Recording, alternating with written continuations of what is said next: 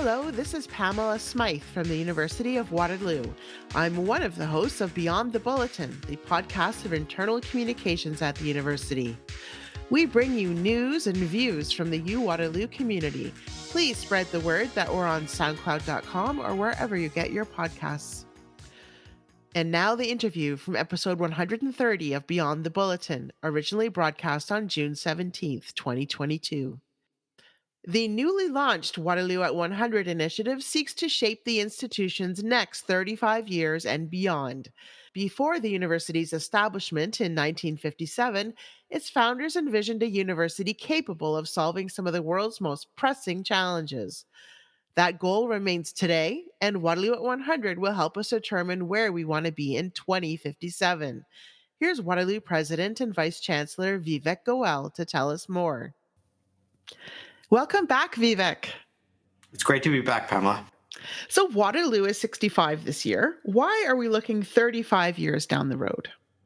One of the things I hear frequently is something to the effect, Waterloo was founded to be different, but has spent the next 65 years trying to be like everyone else. And so it's a good time for us to step back and just think about, okay, are we going to continue to try to be like traditional institutions, or is our path to continue to be different and to go where others are not treading? Something I'm asked often by some members of the community is, what are we going to do to move up in the global university rankings, right? We can talk about the Times Higher Education ranking or the academic ranking of world universities. Many people don't feel we sit in those rankings as well as we should be. But the real question is, do we want to be like and aspire to be like what those rankings measure, which is based on a certain type of university tradition, and some would say on metrics that link back to what we define as an excellent university 100 years ago. And so I think that's why looking down the road at this point in our history becomes important. Why a longer term, 35 years is obviously tied to our 100th anniversary in 2057. But taking that longer term view gives us the opportunity to sit back and ask that kind of very fundamental question. We've been doing 5-year strategic plans. They serve a very important purpose. But in university terms, 5 years is a very short period of time. So it brings you into thinking about much more operational types of things that you can work on over a 5-year time horizon, as opposed to what's going to take a little bit longer to do. So sitting back and taking that longer term view allows us to then define where we're going, and in 5-year plans, what we need to do in this next increment of time to get there. The final thing I'll just say about why it's a good moment in time to have this conversation is, we were founded to be different. We were founded in the 1950s, post-World War II, height of the Cold War, new technologies like computers emerging, the space race. There was a lot going on globally, and then in our region, sort of the change in the agricultural and industrial base that had traditionally been here, that led to our founders saying, we need a university here. We need to prepare talent for this very changing world, for our changing local dynamics, and do it in a different way, which led to our differentiators around cooperative and experiential education, built a culture around innovation and entrepreneurship, and a view to doing research that was impactful, that was engaged, that was working with community partners, industry partners, government partners. And I think the final piece of our differentiation relates to that founding by our local community. And so we're very much based in this local community, which has very unique characteristics and has grown and developed in that 65 years as well. As the world is changing around us again, coming out of a pandemic, we're facing this existential threat of the climate crisis. We have the rise of populism, nationalism. conflicts in so many parts of the world. We're again at a crossroads in history. So, good point in time to think about where we're going. Well, how does our history and our differentiators affect how we look to this future? As we look to the future, we have to think about our differentiators: co op education, entrepreneurship, impactful research, and being based in this region.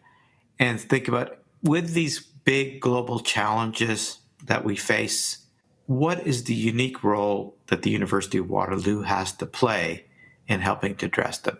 And so every institution in the world, every organization is looking at those same sets of challenges and saying, what's our role? We have an opportunity to do things differently based on those differentiators and this region that we're in.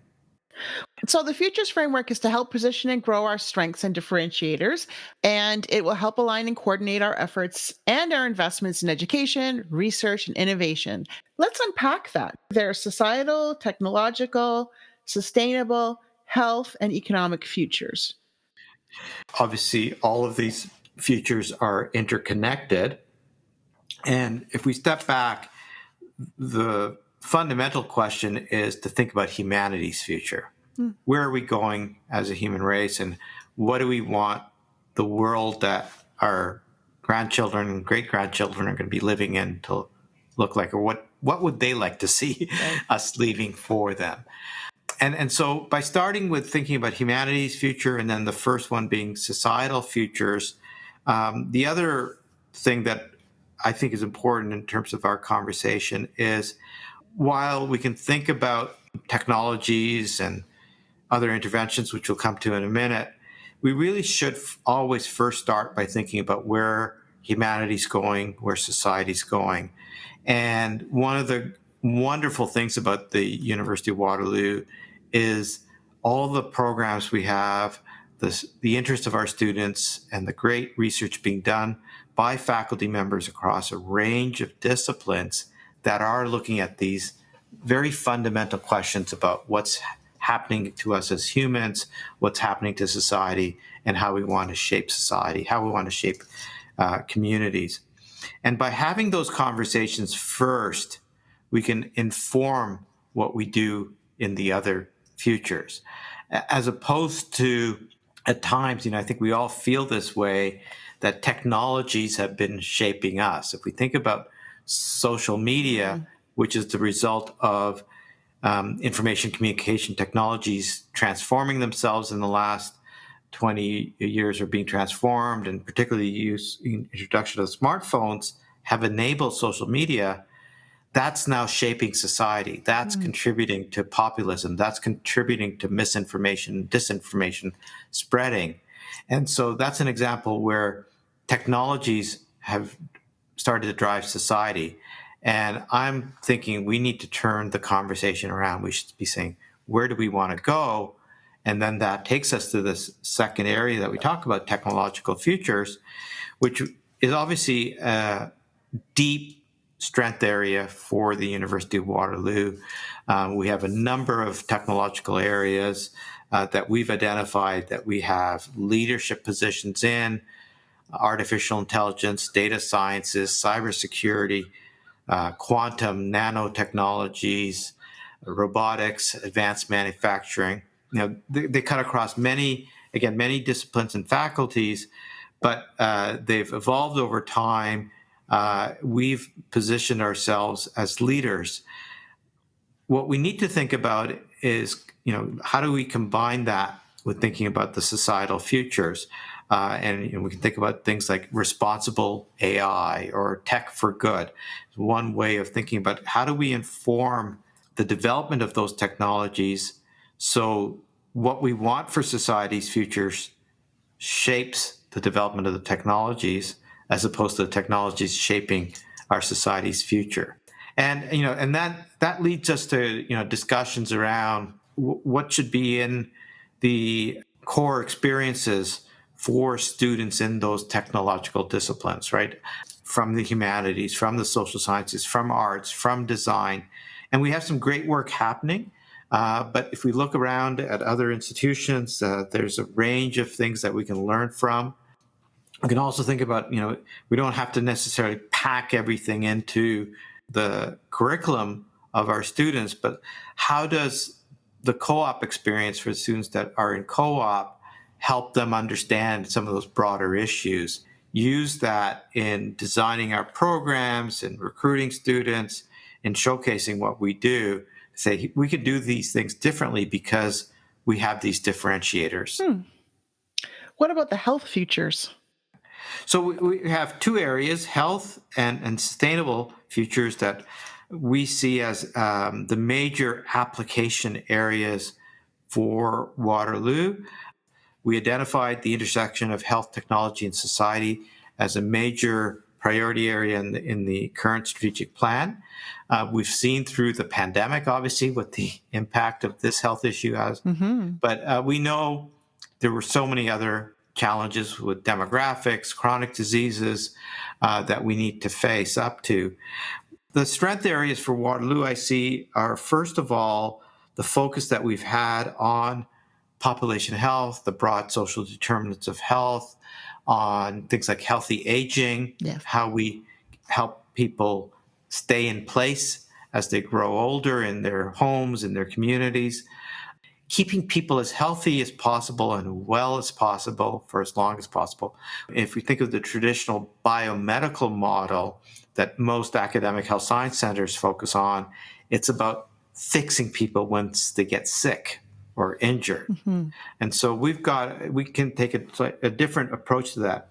The other area that we have very unique opportunities are bringing our technological strengths to bear in the health area. So if we think about in quantum and nano, so many of the applications that are emerging are in the health space. So many of our companies that we see coming out in Velocity and other programs have applications in the health space using those technological areas of strength. At the same time, moving those technologies forward also require us to look at other social aspects. How are these technologies used? How do we pay for them? How are they reimbursed in our healthcare system? So it's not just the technologies, but also bringing in, again, those societal aspects into thinking about how we address these big health challenges before us. And the other future that is our major application area is sustainable futures. The climate crisis, obviously, our biggest challenge we face as a planet. We have strengths in climate, in water, in energy.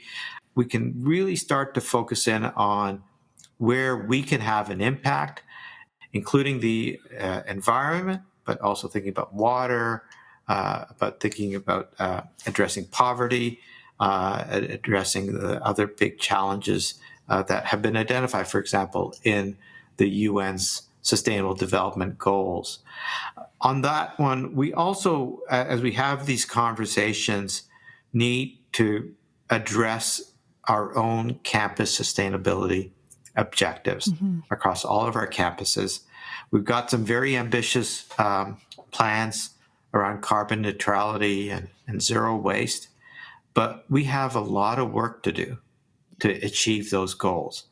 And we have to be a role model for society. If we can't do it here with all the assets and expertise that we have, how can we expect others to do it? So as we have these discussions, it's certainly about our academic programs, our research, but it's also about what we're doing ourselves to be this showcase. And I'll just turn to the final and fifth area, which is our economic futures. And we need to not just figure out how we address these challenges, but we also have to think about how we're going to pay for it all. Right? How does our economy change as we decarbonize, as the way in which we work is changing, as new digital tools are being introduced? The opportunity I see for Waterloo here, in part, comes from our very innovative approach to business education. We have a third of our undergraduate students enrolled in business-related programs, but many of them are enrolled in programs that combine a particular discipline or area of study with business education, Mhm. science and business, environment and business, aviation and business, right? We can do business education in a very different way than a place with a traditional business school model. How do we approach scholarship in that similar way of bringing people together from different disciplines, looking at these key issues of productivity, economic growth, and develop a thought leadership position for the institution in these areas? But we don't know what the most pressing challenges the world is going to face in 2057 are, or even what technologies will exist. How do we plan when there are so many significant unknowns? What we have to do is to prepare ourselves for the pace of change that we're going to have. So if we think of what the world was like in 1957 and what the world of work was like, our students went through their programs, they graduated, they found a job, often with one of their co-op employers, and they stayed with that employer until they retired, 30, 35 years. That's not the current reality for our alumni. One of the things we're looking at is talking with people in our community that spend their time thinking about the futures. We have planning, right? Planners plan for long-term change in their communities. So we have lots of expertise to think about that. Mm-hmm. And we can also think about what resources we need to continue to be at the cutting edge. So when we think about technological futures, we couldn't have predicted 25, 35 years ago that we were going to be leaders in quantum and nano. But we were making investments in areas of fundamental science that positioned us to be leaders in those areas. And so we have to think about the areas that we continue to make those investments in today to be leaders in developing unimaginable technologies in 2057 and beyond. What is certainly predictable is that there will be change.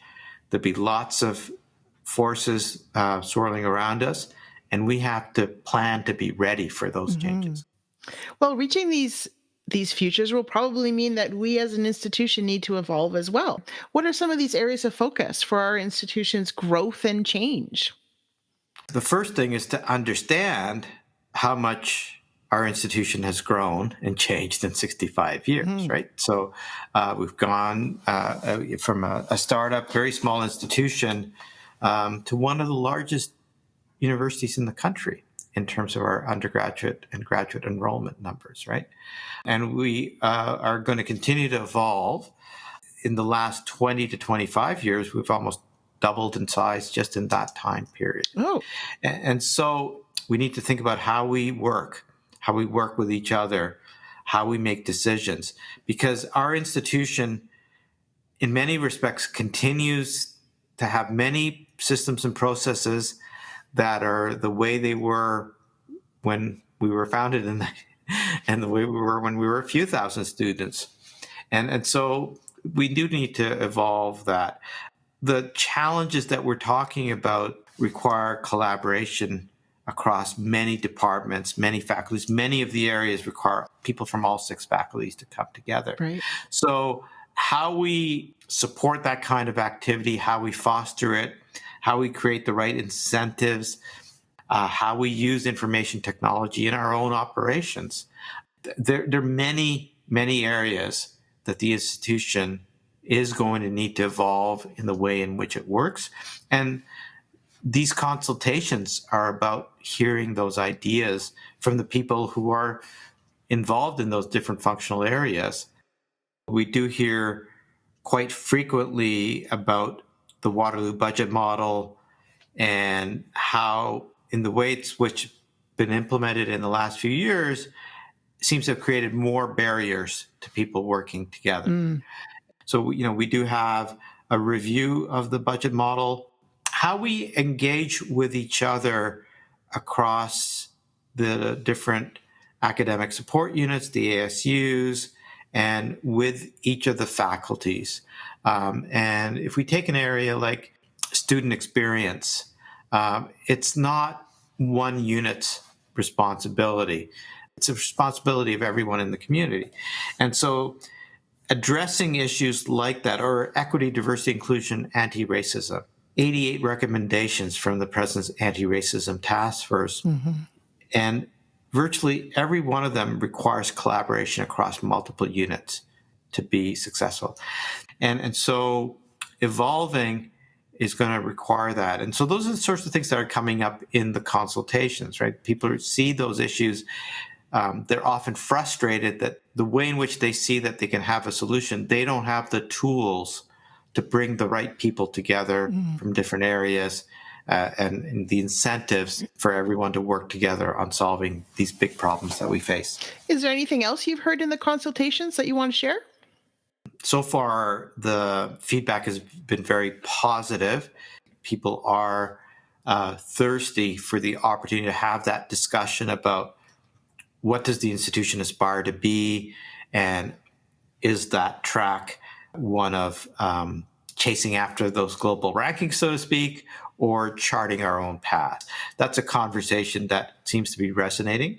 The futures are resonating as well. People really want to talk about the intersections between them. And so as we have these conversations, as this develops further, we're going to think about how do we not have the futures themselves become silos on their own, but we maintain the connectivity between them. How do we know that we're on the right track? We will want to define what is it going to mean for us to be a globally significant university having an impact, and then we will have to define what those metrics are. In the academic world, in many disciplines, we rely on publications, citation counts to measure the impact of our research. And those are very important metrics. They're used to assess quality in many ways. But ultimately, they're measuring how much our research is getting out to other academics around the world. And is it being used by other academics? And if we say that we're about impactful research, maybe we should be thinking about the metrics that measure how our research is getting out and applied in the world and used by governments, by not-for-profit organizations, by clinicians in healthcare, by the private sector. You can look at how often our research is cited in patents by the private sector. And there are databases that can give us that.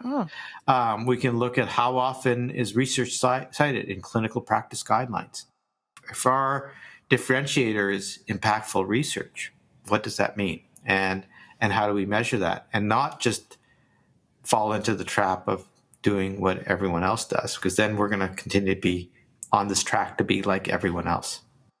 What does it mean for our current strategic plan as well as ones down the line? So first of all, the current strategic plan is still in the process of being implemented, and it's informed, the consultations that went into that strategic plan, the white papers, all the things that have been done have informed the thinking about Waterloo at 100. And we'll continue to work on the implementation of the initiatives in that strategic plan. But my hope will be we won't necessarily revise our overall strategy, every 5 years if we have this longer term vision. And in future planning cycles, what we will focus in on is what do we need to accomplish over the next 5 years to keep us on the trajectory that we want to move towards. Right. Looking back at the last few strategic plans, they've been a combination of trying to lay bold strategy and then do operational things. And sometimes the operational things have not really moved because we spent so much time on the bolder strategy. So this hopefully will actually get us to focus on those very specific, tangible things we have to do in the 5-year planning cycles. Now, most of us, I know I won't be working here in 2057. What should we keep in mind when we're doing this work? This is the world that our children, grandchildren will be living in. And so I think we still have a stake in this if we value their future. One of the things as we look forward on this exercise is how we engage our students, and our prospective students, because they're the ones that will be living and working in this world. So we're talking about how we might engage graduate students in thinking about the futures, for example, and having them frame some of the scenarios that might be coming, because they're the ones that will be working in 2057 and thinking about these issues. So what's next in the process? We're having lots of dialogues right now. We have the Waterloo at 100 website that listeners can go to and get more information. They can provide their input to us, and they can sign up to receive updates as we summarize what we're hearing on a regular basis over the next few months. Mm-hmm. And then in the fall, we will have a draft paper for engagement with the community, and we'll have a number of engagement opportunities, including a presence forum that's being planned. And we'll be out having a variety of events and opportunities for people to engage and provide input on that. And then following that, we will prepare the Waterloo at 100 paper. We're working on how we'll present that, engage with external communities on it. Our goal is to have that out sometime early in 2023. All right. Well, we'll watch for that. And in the meantime, we will put a link to the Waterloo at 100 website in our show notes on SoundCloud. What else do we need to know before we say goodbye, Vivek? First of all, thank everyone for listening, and hope everyone will take some time to take a look at the website and engage with the process. It can only be as successful as the degree of community engagement that we get, because it's got to be everyone's vision. Well, thank you. Thank you for this, and thank you so much for coming back. Thank you, Pamela. Thank you for listening to this interview from the Beyond the Bulletin podcast from the University of Waterloo. You'll find our archive of full episodes on the University of Waterloo website. Select interviews are on the university's YouTube channel. Just look for the Beyond the Bulletin playlist there. Please join Brandon Sweet and me for new episodes on Fridays. And don't forget to tell your Waterloo connections about us.